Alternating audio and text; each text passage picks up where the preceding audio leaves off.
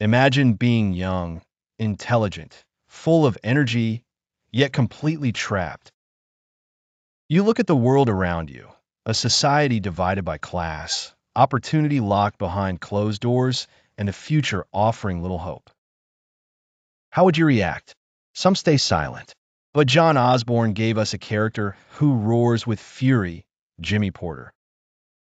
Look Back in Anger is not just a play. It's the voice of a generation. A raw, unfiltered cry of frustration, love, and pain. And today we're going to explore why this play shook British theater in 1956 and why it still feels so real even now. The play begins in a small, crowded flat in the Midlands of England. Jimmy Porter lives here with his wife Allison and their friend Cliff. Jimmy is very clever, but he is stuck running a sweet stall. He feels life has cheated him. He is angry about politics, the church, the government, and the world in general. But most of all, he takes out his anger on Allison. Allison comes from a wealthy, upper-class family. Jimmy hates this background and often insults her about it.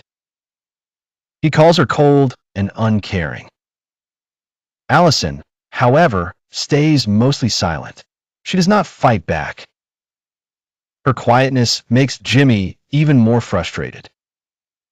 Cliff, their friend, is warm and kind. He tries to stop the fights between Jimmy and Allison.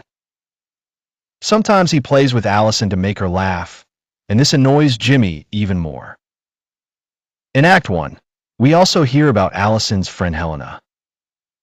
Jimmy dislikes her even before she appears.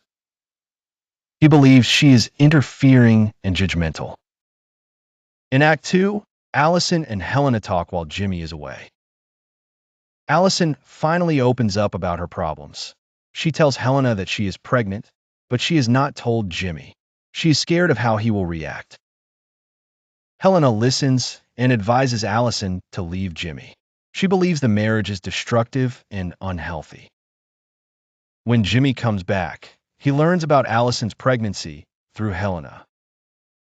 Instead of being happy, Jimmy reacts with bitterness and anger. He says hurtful things and shows no joy. Allison feels she cannot stay with him anymore. She decides to leave and go back to her parents. Before she leaves, Jimmy gives a famous monologue about pain. He says that people today do not know real suffering and that he wishes he could feel deeply, even if it means suffering. After Allison leaves, something unexpected happens. Helena, who advised Allison to go, now begins a relationship with Jimmy. At first, this seems shocking, but it shows how powerful Jimmy's personality is. He is magnetic, full of fire, and even Helena cannot resist him. The last act begins with Jimmy and Helena together, but Helena is troubled. She feels guilty for betraying her friend Allison.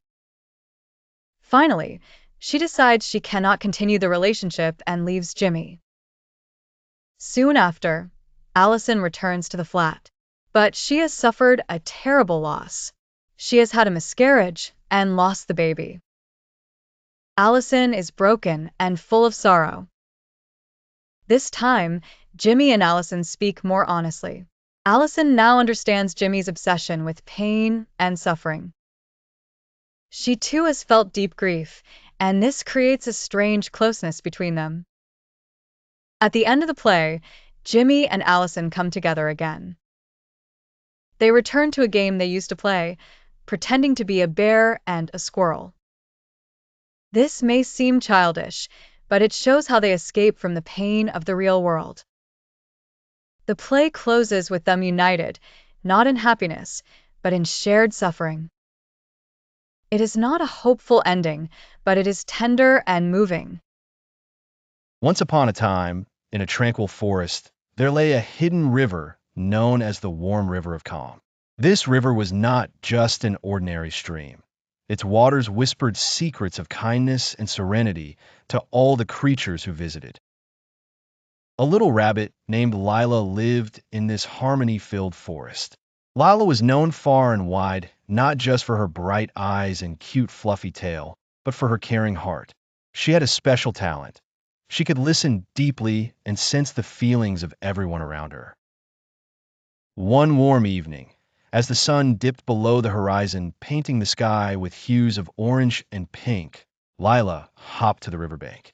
There, she met her friend Toby, the thoughtful turtle, who was frowning with worry lines on his little green face. "Why the frown, dear Toby?" asked Lila, tilting her head with concern. "Oh, Lila," sighed Toby, "I feel slow and I can't always keep up with others. Sometimes I feel like I'm missing out on the fun and excitement." Lila, with her gentle heart, nuzzled Toby and smiled. "You know, Toby, the river always says that everyone has their own rhythm and pace. It's not about the speed, but about the joy of each step, each crawl or hop along the way." Intrigued and comforted by the thought, Toby nodded slowly. "But what does the river say about my feelings?" Lila giggled softly. "Let's listen together." They closed their eyes as the gentle breeze carried the river's melodic murmurs to their ears. It was as if the river sang a calming lullaby.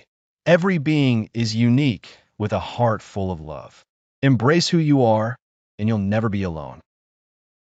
Feeling the warmth of friendship, Toby's heart swelled with happiness. He realized that it wasn't the pace that mattered, but the way he chose to embrace life's journey. Lila, by his side, helped him see the beauty in the slow and thoughtful moments. The stars began to twinkle above, casting a soft silvery light as the two friends sat peacefully by the warm river of calm. And so, Lila and Toby learned that life was not about rushing through moments, but about cherishing every gentle breath, every soothing ripple in the river of time. They went to rest that night, nestled in the harmony of the forest, their hearts tranquil and dreams sweet, knowing that each had given the other a gift of understanding and peace.